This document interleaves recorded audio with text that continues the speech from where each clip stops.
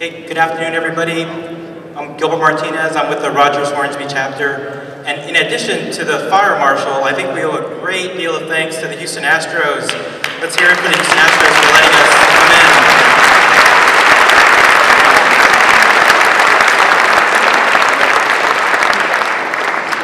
But what I'd like to do real quick before we get started here is if I could ask everybody on the host committee, the Larry Durger chapter on the host committee, to please stand. Please stand if you're on the host committee, please. Please.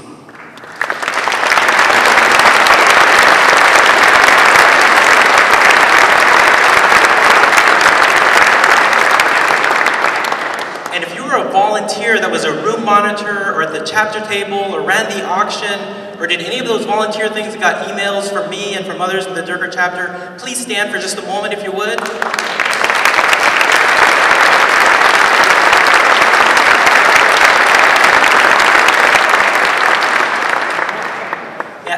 This convention would not have happened without any of them, and so if you've been sitting for the last few minutes, you owe these folks a great deal of gratitude. It's been so wonderful. I've been hearing lots of positive things about how this has gone, and I'm very grateful to hear that, so I hope you've had a great time. This is one of the last times we get together on a big group like that, and I wanted to be sure to recognize those who have put in countless hours to make this happen and to have it run so smoothly, so I hope you're having a great time.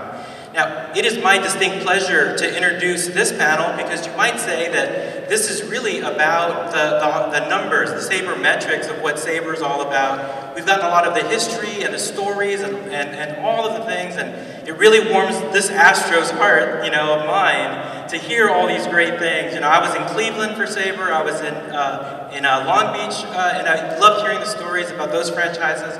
But I can't tell you what a thrill it is to be here and hear this kind of history, these kinds of stories with heroes of mine that I grew up with, broadcasters that I listened to, players that I watched, and so forth. But really, the gentleman we have here on stage, and I'm going to turn it over here to just a minute, is really about the evolution of the game and what goes into making a major league team be successful. And I say this with no exaggeration at all, but these men hold my future happiness and fulfillment and well-being, my tears. I so badly want to cry tears of joy when my Houston Astros reach, the high echelon. That's what I want. That's what I want to see. But with that being said, we're going to do questions the same way. If you have a question, our intern's going to run around and give you a card. You can write your question, and then what we're going to do is we're going to provide those to the gentleman up here to answer those, and so hopefully we can get to that very quickly. But again, it is my pleasure to introduce Jeff Luhnow, who is the general manager of the Houston Astros. He's been here since 2011, and you've heard lots of things with the trade deadline and what the Astros are trying to do. And now we're going to hear it straight from the sources, and I'm so excited to introduce Jeff Luhnow.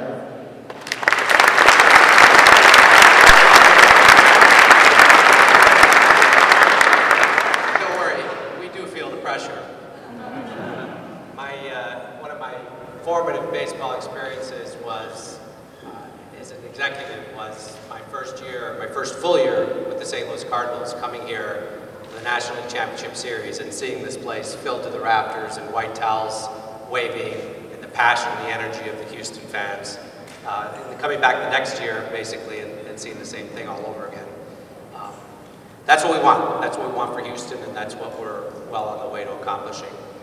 I thought today I've got two other people here with me, and I want to introduce them briefly. To my right is David Stearns. He's the assistant general manager here with the Houston Astros. He's been here for a little over a season. He came here from the Cleveland Indians, where he worked for a while. He also worked for the New York Mets, the Pittsburgh Pirates, and he worked for the commissioner's office in New York. So he's got a vast array of experiences and really has been incredibly helpful to me and the entire Astros organization, and will be going forward. To his right is Sig Mejdal, king of all media. He was featured in Sports Illustrated recently as a blackjack dealer from Lake Tahoe, and that's how he got his start in baseball. Not sure exactly how that lines up, but here he is. And he heads up our Decision Sciences department, and the name of this panel was about decision sciences, but we're really going to take it a little higher than that and talk about what's happened with baseball front offices since I got there, and actually the evolution started before I got there. I joined the Cardinals front office just at the end of the 2003 season, and that year was also the year that Cardinals did not make the playoffs. I think it was the, I forget who they lost out to, Cubs or Astros, I can't remember who won the division that year. But when I joined the front office in St. Louis, the front office looked very similar to other front offices around the game with a few exceptions. And really, to a large degree, it's how front offices look today. You've got your general manager, an assistant general manager, and a relatively small group of full-time employees at the home office at headquarters. What you have is a couple of key functional areas. There's one critical functional area is the amateur scouting arena. And you'll typically have an amateur scouting director, some national cross-checkers, some regional cross-checkers, and then a whole bunch of area scouts, and then part-time scouts, and so forth and so on. And that department can really be up to 50 people in some cases, maybe more. Typically about 20 full-time employees of the club. And that department is responsible for going out there and finding the players from the draft, finding the amateur players and signing them. You also have, and this was a department that had grown in the last 25 years, the international scouting department. And similarly, you typically have an international scouting director, someone who oftentimes is bilingual in Spanish and English, and will oversee all of the scouting throughout Latin America, and occasionally, if the team is into it, in Asia and other parts of the world. And so they will oversee a group of scouts in the Dominican Republic, typically 4 to 5 full-time scouts, also in Venezuela, and then scattered throughout the rest of Latin America and the world. So those are two departments that focus on bringing in amateur talent, anywhere from 16 years old to college seniors, 22 years old. Then you have your what's called your pro scouting department, and that pro scouting department is responsible for making sure you know what all the other 29 organizations have in their inventory. And that's from A-ball all the way up to the major leagues. Because when you're making a trade, you're going to be getting players from the other clubs, and you need to know how they're doing. Are they healthy? Are they performing well? Do you think they have a good future, etc. And that pro scouting department, depending upon the club, can be between 6 to 7 full-time people all the way up to 15. So again, these are major functional areas of the front office. They are mostly remote. There might be 1 or 2 executives that live in the headquarters, but mostly are remote because they're remote jobs. They require a lot of travel in the car, a lot of plane flights, a lot of going to games and seeing players. Then you have your player development department, and that's actually the biggest department of any, because you're talking about all of your farm system teams. So in our case, we have 7 domestic affiliates, and we also have 2 international affiliates, so we have 9 minor league teams on your way to Houston. All 9 of those teams have a manager, a pitching coach, a hitting coach, a trainer, strength and conditioning coordinator, a whole staff, as well as 25 plus, sometimes up to 35 players on each roster. So you can just imagine the complexities of managing all of those players and people. Typically, there's an executive in the front office called the farm director. He's in charge, or he or she would be in charge of making player moves throughout the minor leagues and managing the player flow once the players come in from the outside. So those are really the critical functions of a front office. I think about the time that I joined the Cardinals in 2003, front offices were starting to get much more into building some capabilities internally to analyze information and use information to help make decisions. The decision makers really are the general manager, the assistant general manager, in cases of contracts, making trades, etc. The farm director, in terms of moving players up and down, who to release, etc. The amateur scouting director, in terms of which players to draft, and then the pro scouting director making recommendations on players to go out and acquire. In 2003, there was a lot of information available about baseball. You could go back and study history, and a lot of you all in this room have done that. There's a lot of great presentations, I'm sure, done over the past few days about those types of things. And there's a lot of research done on understanding the history of baseball, what happened prior to today. What front offices really started to focus on was what's going to happen in the future, and how do we use the information from the past to begin to predict what's going to happen in the future. And really, there's been an explosion of information available in the past, since I joined the Cardinals in 2003, really in the past decade and a half, that has led to some reconfiguration of front offices. You still have those core functional areas, and they still are armed with people who are lifelong baseball people. The scouts are former players, former coaches. The coaches are former players. These are people that have dedicated their entire lives to the game, and they have a really good feel and eye for the game. But there's starting to be a collection of people internally in the front offices that come from varied backgrounds. And the reason they come from varied backgrounds is because the type of information we're trying to analyze and interpret and understand has really changed. It cuts across the board. You've got people, I happen to have an engineering degree and I have an MBA. Sig has an advanced degree in advanced mathematical modeling as well as psychology. There's people with degrees in medicine. There's people with degrees in economics. A lot of different types of expertise, a lot of computer science and analyzing statistical analysis, etc. And really what's happened is there's been an explosion of information. There's also been much easier access to that information. With the advent of the internet, with the 24-hour cable TV, with all of the information, anything is available to us on our handhelds at any point in time. That didn't used to be the case. So if you wanted to get information, you had to wait and read the paper the next day. Now it's instantaneous. It's right there where you are. And on top of that, you've got people who are experts who can analyze this information. I certainly can't. I don't know anything about labrum surgeries or Tommy John surgeries, but I know somebody that knows a lot about that stuff, and that's somebody that I want in my organization to help me interpret how we can prevent them from happening in the future. I think, 15 years ago, some of the leading stuff we were doing is figuring out how to neutralize the ballpark effect. For example, right here at Minute Maid Park, Petit's home run yesterday. It's not a home run in a lot of parks, right? That was 89 miles an hour off the bat. And in fact, this is probably the only ballpark that ball goes out at. But it's good. It won the game for us. But, do we count that as a home run? If the Yankees are trying to get Petit, that would have been a fly ball. Should they really count that as a home run? So there's a lot of good work done back in the late 90s, early 2000s about ballpark effects, and that was great. There's a lot of good work done on luck. How do you measure luck? We know that this whole notion of batting average on balls in play, some of that is quite frankly luck. Alan Craig goes from the most clutch hitter in the whole universe to someone that the Cardinals traded to the Red Sox, maybe at his low because his luck completely changed from last year to this year. Is that skill? Is it luck? We don't know, but there's been a lot of work that's gone into that, into thinking about that. But really what's happened is the tools that we now have to analyze and try and help make decisions have changed a lot. Tools to evaluate for the scouts. Used to be scouts would go out and watch and interpret based off what they saw, based off of their experience. And then along came the stopwatch, and all of a sudden you can measure one of the tools, speed, fairly accurately, how quickly they run. And then the big radar guns, the ray guns came around, and you could start to measure the velocity of the fastball. That was pretty exciting.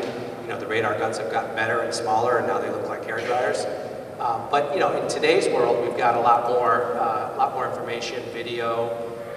We've got Doppler radar systems that track a lot more information about the pitch.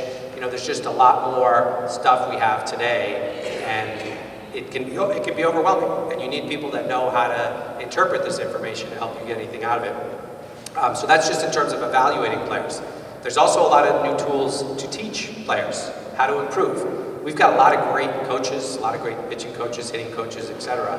But they're just one person and they happen to be where they are. So if you have a roving hitting instructor, he goes to Corpus Christi, he goes to Quad Cities, he's there for a few days, he works with the hitters. But these days, we have so much ability to transfer video and information. Our hitting coordinator could be here in Houston looking at a video of a hitter in Dominican Republic, matching it up against Albert Pujols' swing, drawing lines and figuring out exactly what he needs to work on, and working with the pitching coach through video conference. So now the ability to teach grows exponentially because you can access your experts and you can give them the information real time. That's been a really neat advance in the last 10, 15 years. We also have much more of an understanding of the human of a human being. And this is one that gets a little bit esoteric, but it's really critical for us. Not just understanding the human body, and this has a lot of different branches to it. Nutrition. What should our players be consuming? What should a 16-year-old in the Dominican Republic be consuming for them to reach their peak athletic performance? What should our players here at the major leagues be consuming? We have a full-time nutritionist on staff. We have nutritionists at various levels throughout the minor leagues. We really control and invest quite a bit in feeding our players because we know that can be a key success factor. In terms of injuries, how do we prevent injuries from happening? How do we make sure that when they do happen, the players get fixed, and they get fixed in a way that allows them to return to their peak performance? That's all the medical science that has really exploded in the past few years. And again, part of it is not only a lot of experts around talking about this, but they're able to share information. You know, Dr. Andrews has a theory, he'll share it, our doctor will read it and build off of it. And so there really is a lot of collaboration. Major League Baseball put in place a database in the last 5 years which allows us all to share information about what body parts getting injured, so we have a lot more history and much more granular understanding of not just an arm injury, but exactly what type of arm injury.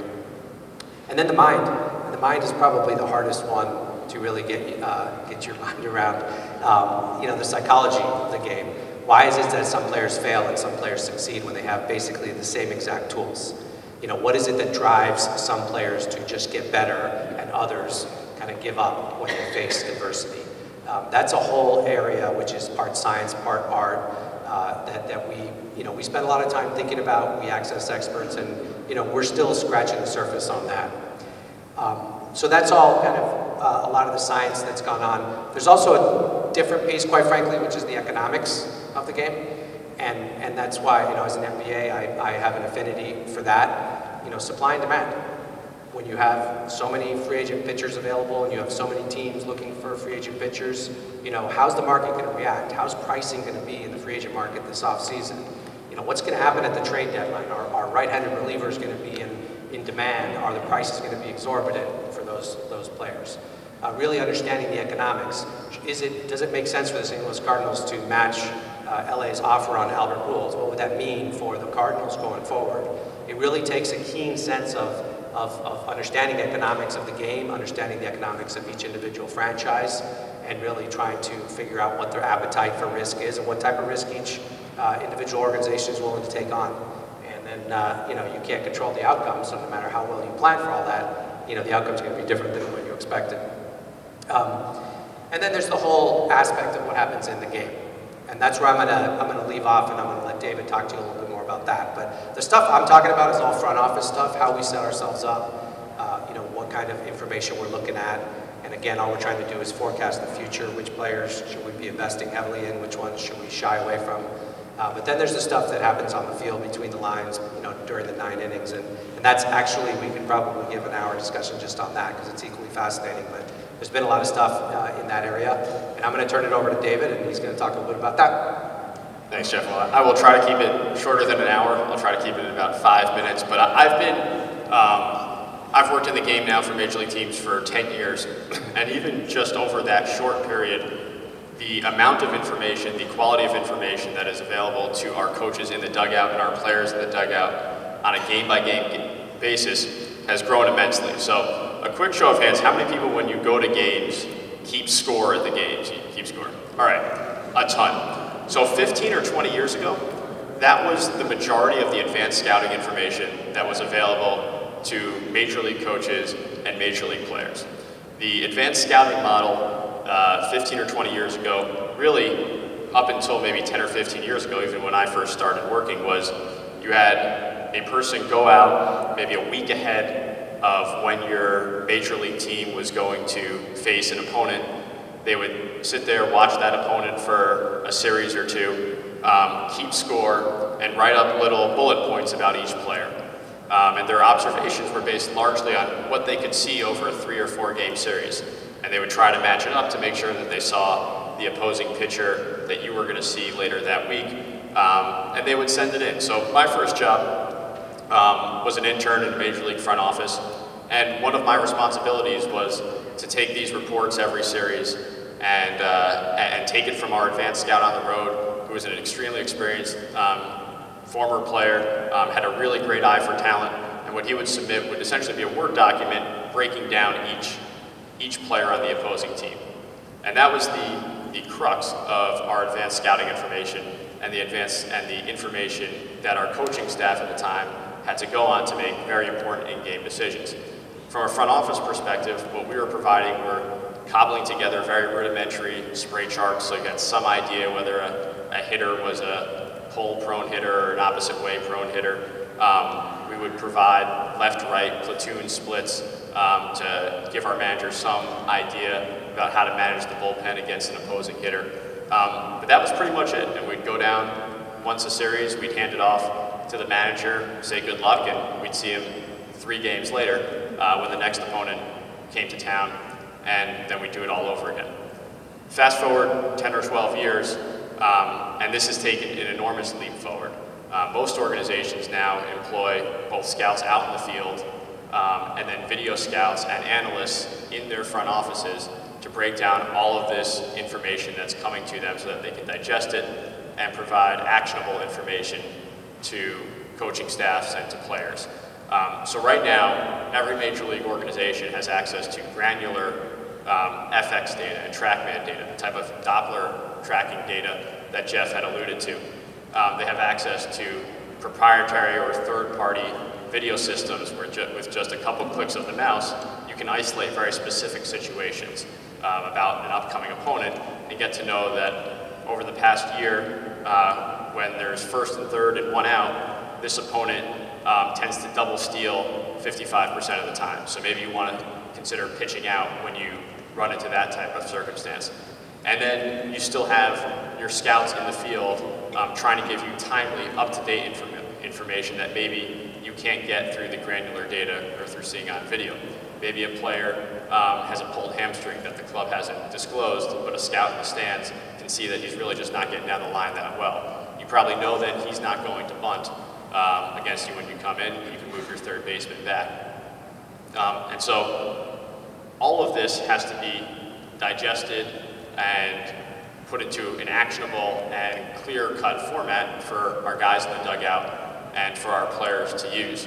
And I think those are the guys that have really demanded from front offices around the game that they step up the quality and precision of the information that they're getting. So our pitching coaches and our pitchers, they no longer just want to know whether a guy's a pull hitter or a hitter who goes the opposite way. They want an exact plan of attack for how am I going to get this hitter out.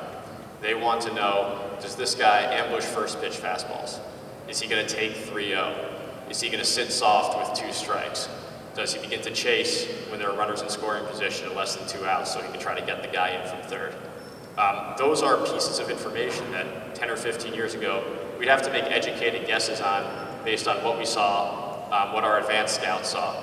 Now we have very finite, accurate information that we can provide to our coaching staff before each series starts, and so they can make the best informed decision when those situations arise in game.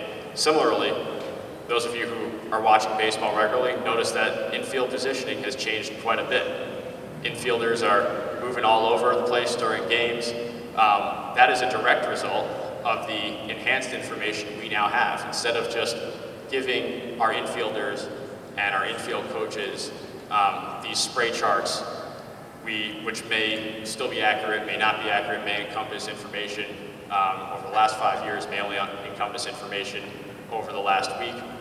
We can now provide our infielders and our infield coaches with information on pull or opposite field tendencies against velocities, against certain pitch types, against certain pitch locations, against certain types of pitchers, and it becomes much more reliable and therefore much more usable, and they feel much more comfortable employing it in an in-game pressurized situation. And I think if you take a step back and look at how we got here from an in-game decision-making standpoint, every club right now is really smart. Every club does a really good job of using information, both analytics and scouting information, in player acquisitions. Every club has people who can mesh these 2 types of information and make educated decisions on which players they want to acquire, which players they want to get rid of. And so the value asymmetry among acquisitions and among acquiring players isn't quite as wide as it might have been 10 or 15 years ago when a book like Moneyball was written. So now that everyone's really on an equal playing field in terms of how they're valuing information, clubs begin to look for additional ways to use that information to gain a competitive advantage. And this in-game decision-making, this advanced scouting aspect, is certainly one of those ways. And there are a lot of clubs that are using it. We certainly do our best to use it here. But it's an advancement. It's changed a lot over the last 10 or 15 years. Great, thanks, David. I thought it'd be instructive for Sig to talk a little bit about what his department does and how his department essentially helps all of the decision makers have the information that they need when they need to make the decisions. Sure. First of all, it's wonderful to be at this conference. The last time I was at this conference, I was a kid in grade school, and I had my dad drive me to San Francisco. And it's thrilling to be on this side of it and participate too. Jeff talks about the changing of the front office, and this strangely named Department of Decision Science is a perfect example of it. What that really means is that I'm an analyst. I work with 4 others that are analysts, and the 5 of us together, if you saw the movie Moneyball, we are that overweight, socially awkward kid.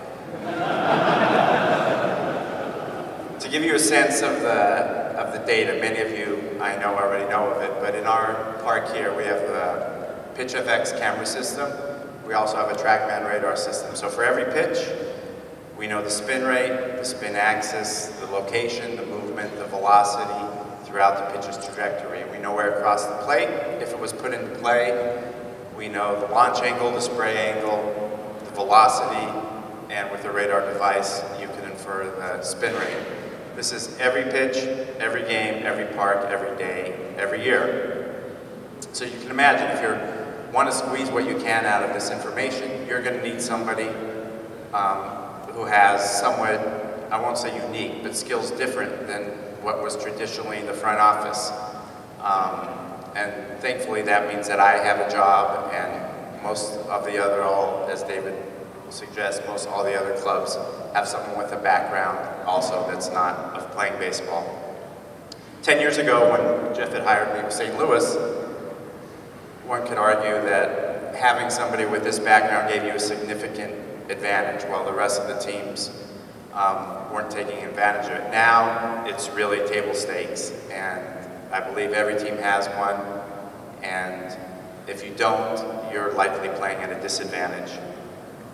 And while the PitchFX system and the TrackMan radar systems may be relatively new, an interesting aspect is now that the teams have persons with these relatively new backgrounds for baseball, they're taking advantage of some of the data that's been there quite a while. David talks about like the defensive positioning, and while it's true we have a lot more specific information of the pitches, much of the data on defensive positioning has been around a decade or decades, and it's not until recently that I think the teams are getting the confidence to position differently. You'll see the Astros and the Blue Jays, neither team is shy. They both have the confidence to position, and you'll see a defensive positioning game that I think is different, a lot different than what went on just 3 or 4 years ago. And I think it's representative of a paradigm shift that's currently going on in baseball, and perhaps kick-started from the book Moneyball and the movie. And for all the wonders, all the good things that came out of that book, one of the disservices, I think, was how they framed the question. Perhaps it was for dramatic purposes, and it was either you have your scouts, you have your experts, your veterans, the experience in one corner of the room, or you have your quantitative analyst nerd in the other corner of the room, and you have to choose between one. It's either or. And since day one in St. Louis, in my experience, that's just been inaccurate, that Jeff has supported a system where the question really is, how in the world do we make sense of all this information? And it's not just from the experts, from the scouts, or from the performance numbers. It's from psychological testing. It's from biological information. It's from biomechanic evaluation, past injury analysis. If we thought astrology was predictive, we'd have an in-house astrologer. And so it's really, one could argue, it's really an exercise in combining information. And it's never been that either-or question, it's been the and question. And that's where, in my opinion, that's where it gets fun, because if you just simplify it to two methods, the scouting and the stats, they are by definition two different methods. While they often agree, they don't all agree. They don't always agree, and you have to make a decision, and you can't both accept and reject the player. And that's where I think it gets interesting, and that's where I think providing the decision maker with a data-driven guide, a data-driven anchor, has been such an advantage, or has been such a help in the decision making. And I think that's something that's been very inspiring to work in a system where you have a manager who appreciates that, who's not defensive with what in the heck do you have to offer, but is instead willing to listen to the arguments and look at the data. And sometimes anchoring yourself to a data-driven method. And when I say data-driven method, that by no way does that suggest that we're not including a subjective evaluation. We appreciate the value of the experts, and we do all we can to quantify it. That while there may be descriptions of the players, we want to know specifically what's his hitting for average, what's his hitting for power, what do you think of his plate discipline, what do you think of his expected improvement, how about his makeup, his on-field competitiveness, his work ethic, blah, blah, blah, and we'll amass all that information. And sometimes it doesn't really agree with your gut, and there's where I think is perhaps an opportunity, or at least where the discussions get heated. And I think of that as like nobody, if I could share a quick story, nobody's really immune to that. When I got the job with St. Louis, I was working in the Bay Area, San Jose, and I was gonna move to St. Louis in a couple of weeks. This was gonna be my dream job. I couldn't wait. I quickly put together this rudimentary model of college players to see who was the best performer in the country. And I was going to, share that data in St. Louis, and they were going to value it tremendously, I thought, in my mind. And the number one guy was the second baseman in Stanford. I was living in San Jose, just 20 minutes from Palo Alto at the time. And so I was going to go drive, take a look at this kid, and I imagined this, Paul Bunyan, Brian Sandberg of a second baseman. So I went to the park, sitting in the crowd. Stanford team comes out, and I had never been to a college baseball game sober, and I didn't realize that they didn't have names on their jerseys. And so I quickly went, got the roster, and I couldn't help but notice when Stanford took the field, there was this smaller kid at the end, and I thought, perhaps they've run out of scholarships. This might be a chemical engineering student who's played baseball in high school. But you could probably guess where this was going. I got the roster, number 4, Jed Lowry, the number 1 performer in the country, was the smallest guy on Stanford. And I remember getting this sick feeling in my gut and just thinking, oh God, no. I'm gonna go to St. Louis. I'm gonna make an argument that this is what we need to draft to get better, and they're gonna send me right home. And that was my gut speaking. But as you begin to think about it more, if he's small now, yesterday he was just as small or smaller, and he's outperformed all the bigger guys for 1 year, for 2 years, for 3 years, for 2 summers in between. The question was something different, and I think it was a wonderful anecdote of like what we've been struggling with for the last 10 years, of when your senses and your expertise tell you one thing, and the performance numbers tell you another thing, and how in the world can you make the best decisions when faced with that? Thanks, Sig. Another follow-up to that story. He did recommend Jed Lowry in the draft.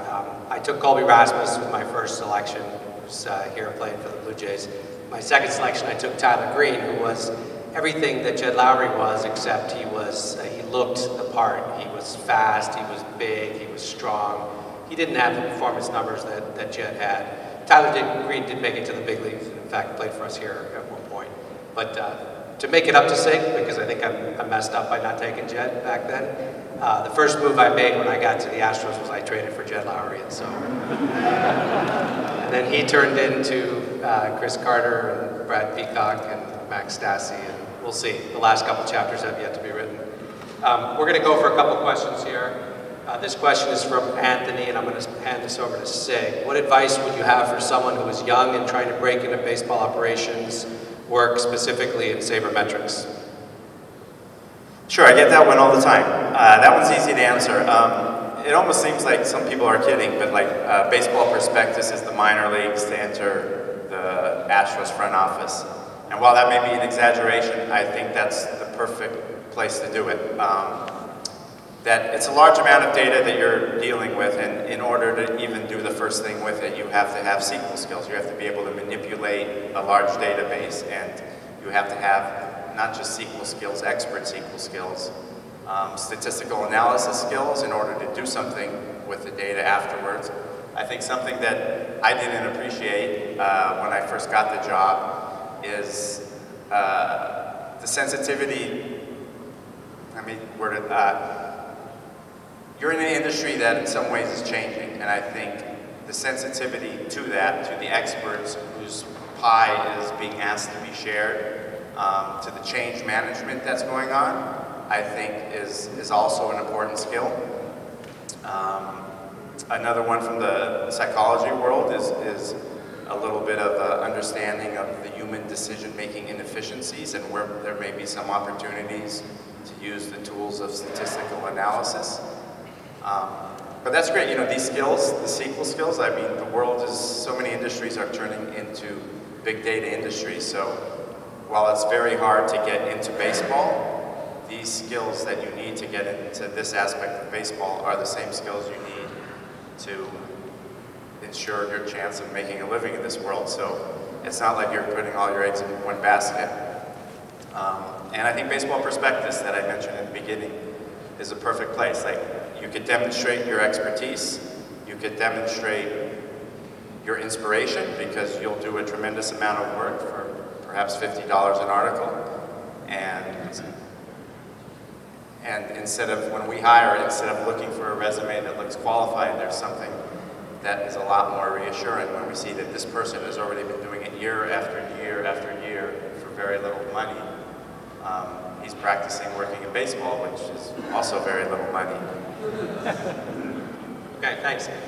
This next one's for David. Can you speak of the job being done by your pro scouting director, Kevin Goldstein? Has his integration into the organization fueled further non-traditional hiring?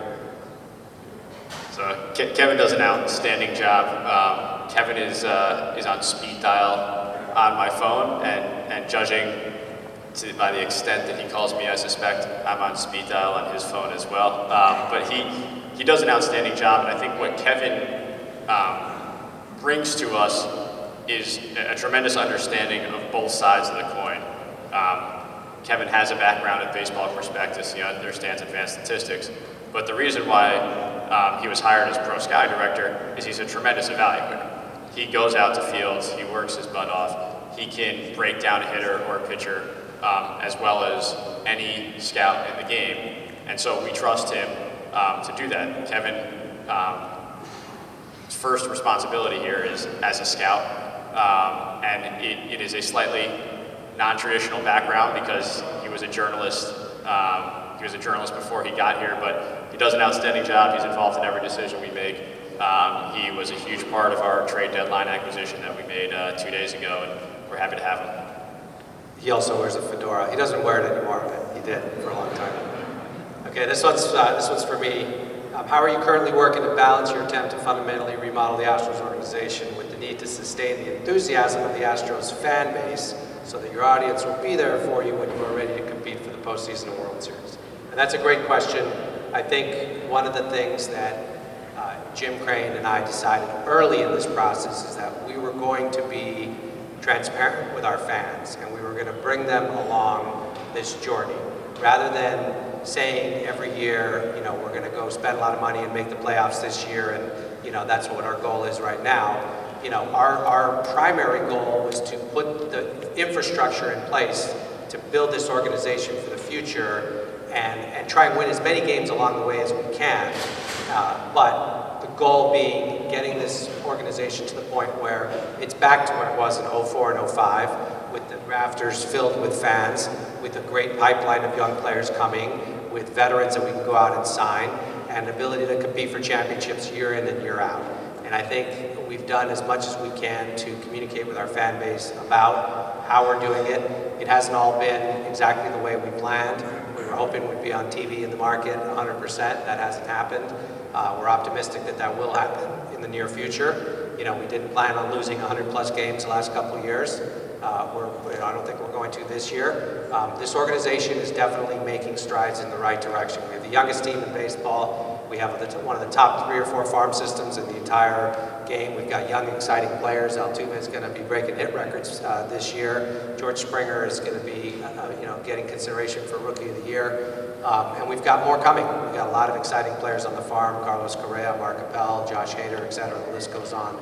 And I think, part of it is patience. And I know fans that are here every game watching, it's hard for those fans to be patient, but we're trying as hard as we can to balance all of these competing factors to put a product out there right now that gives us the best chance to win every night while not taking away from the future. What we don't want to do is steal from the future to make the present a little bit more tolerable. That's not a good strategy. It's a strategy that's been deployed elsewhere, and it hasn't worked, quite frankly, and we don't want to do that. We want to make sure the future is bright and then try and win as many games as we can by working as hard as we can in every area possible. And that's really how we've done it, and we're hoping that most of our fans appreciate that. Okay, let's see. Sig, this is for you. With all the information that you have available to you, what are you still curious about? What do you and the rest of the game have to know more? What are we still trying to learn more about? That's a good question. I think when we look back on the models and the success of the models, while we might be wonderfully excited and confident with our model, it's an exercise in humility when you see, after you gather all your experts, after you've squeezed every last iota out of the performance data, that maybe you have 40, 50% of the variability explained. And where does that unknown variability come from? I don't know, but sometimes when you talk to the staff and you ask, why did this guy make it and not this? There's often a consistent reply, and that's, this guy worked harder. This guy worked at the edge of his limits. This guy was the first one in, the last one out. And finding those guys, for an example, in the draft, finding those guys before you bring them into your system, identifying them, is not easy. And I think the world of what drives a person to put in this amount of hours in this particular visual motor task to get that good is a question that we can't help but wonder if that wouldn't explain much of the variability that to us is still unexplained.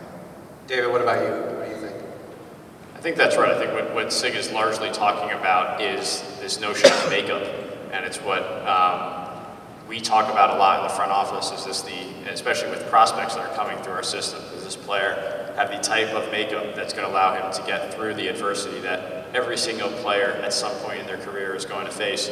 And measuring that is very challenging, and it comes down largely to the subjective evaluations of your scouts and your player development personnel, and perhaps providing the organization as a whole with a greater criteria for what is good makeup, what's great makeup, what's average makeup. I think that's in large part where the next advancement might be, and certainly we're working on it, and I imagine a lot of other teams are as well. Yeah, I would add to that I think we're still scratching the surface on the medical field, trying to understand how to keep these players healthy and performing at their optimal level. Every club has great team doctors. They're surgeons. They do surgery and they do a great job, and that's what they do. I mean, we're trying to shift the focus much more towards all the preventive stuff, and there's some doctors that get involved in that, but I think that's really potentially going to make a big difference going forward. Sig, this one's probably for you. Of the data you find most useful, how much is proprietary to the Astros versus open source? Yes, Jeff, as you always say, like part of a good process is that you don't share the specifics of the process. So without getting into the specifics of what data is most useful, I think in a general sense, like what data is out there and the models that are being created on Fangraphs or Baseball Prospectus are of the same family of the models that we use. We have more persons that are available to dedicate more of their time and resources and much of the specialized data. We're able to buy it all, while a person doing this out of curiosity or for a small stipend from a publication isn't able to. But it's similar, it's of the same family, and we're probably different just based on degrees and a finer resolution. With all the emphasis on statistics and probabilities, is there any room left for feel in the game? Can room be made for a player that a scout feels will be good, even if the numbers don't support it? I would say that absolutely. As Sig referenced, we consider our scouts experts, we consider our coaches experts, and they develop a feel for which types of players they think are going to outperform their expectation. And in the draft every year, I did when I was scouting director, and Mike Elias does it now. We ask each of our scouts, after they go through their entire list, to go up in front of the room and present their one or two players that we call gut feels. These are guys that they think, put all the information aside, I think this guy's going to outperform. And we put a little star on it, and we historically have drafted a lot of those guys. And I'll give you an example of two of those guys from my Cardinal drafts. One was Matt Adams, a 24th rounder from Slippery Rock University, an overweight catcher who we thought maybe be able to move to another position. Came to our workout at Busch Stadium, hit a couple of balls out, and our area scout really had a strong feel for him. That was the first year we started looking at Division II and Division III performance numbers, and he had good performance numbers, and so we decided to draft him. Thank goodness for that. Another one was Trevor Rosenthal. This is a guy that was playing shortstop at a junior college in Oklahoma, and our scout, Aaron Looper, came up to me and said, "This is my guy, I'm telling you." I saw him pitch in relief one day. This guy, he's throwing 92 now, but I think he's going to throw high 90s someday. He's got a clean delivery, and I think we should take this guy. I took him. And those are two of the best draft picks I made in my 9 years as scouting director. So, yeah, absolutely, there's room for feel. And you know, David and I go down every night after the games, and we talk to our manager, we talk to our staff about the game, about the players, and even at spring training, a lot of the decisions that we're making is based off of our staff's evaluation, how they feel the future is going to be for these types of players. We're not always right. JD Martinez, probably shouldn't let him go. We all own that one. But you know, at the time, we felt like we had given him 1,000 at-bats here. He wasn't necessarily going to change the type of player he was, and you know, so far in the 200 at-bats he's had this year, we've been wrong. So you know, this is similar in a lot of respects to what the players go through. If you're successful 30% of the time as a player, you're a pretty good player. You know, and hopefully our batting average is a little higher than that in the front office, but we're still going to fail a lot. We're going to make a lot of draft picks that don't work out. We're going to make trades that don't work out. But if we can be diligent about how we do it, learn from our mistakes, and improve our batting average so that we're just a little bit better than the other 29 clubs, we're going to be all right. And when a scout, in my experience, when a scout feels that he really likes this player, and you ask him why, they are not at a loss of words. They could describe the specifics of what they love about his swing, his makeup, his athleticism, his raw power, and what they say, the descriptions, the reasons they give is something we hope we have as many of those attributes captured in the scouting reports, put into our database so we can learn more specifically, other than he just feels it's right, of what exact attributes are speaking to this expert. Okay, last question. We're all three going to answer it. Of all the issues that you have to worry about in making decisions, is there one particular area that keeps you up at night?